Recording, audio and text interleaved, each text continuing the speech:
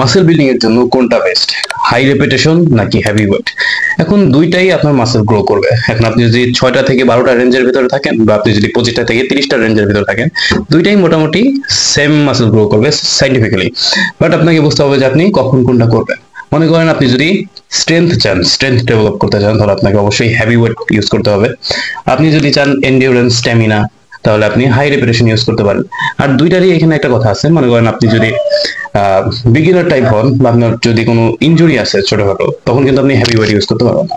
তখন আপনাকে light ওয়েটে high repetition করতে হবে। এটা হচ্ছে আপনি করতে পারেন।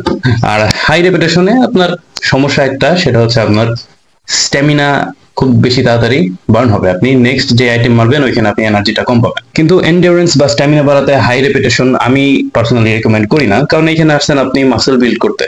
আর স্ট্যামিনা বাড়ানোর জন্য বা এন্ডিউরেন্স বাড়ানোর জন্য আরো অন্য অন্য সেশন আছে, যেমন আপনি স্প্রিন্টিং করতে পারেন, আপনি রানিং করতে পারেন, আপনি স্লো জগ করতে পারেন, আপনি রোপ জাম্পিং করতে পারেন, মাউন্টেন ক্লাইম্বিং করতে পারেন, সুইমিং করতে পারেন, আরো অনেকগুলো সেশন আছে। এখানে আপনার টার্গেট হচ্ছে মাসেল বিল্ডিং। এখানে আপনার যদি কোনো ইনজুরি না থাকে, আপনি অবশ্যই হেভি ওয়েট নেবেন। But the key is you have to push harder in every set. And no matter what you do, if your last rep doesn't look like you're fighting for your life, you want to build muscle.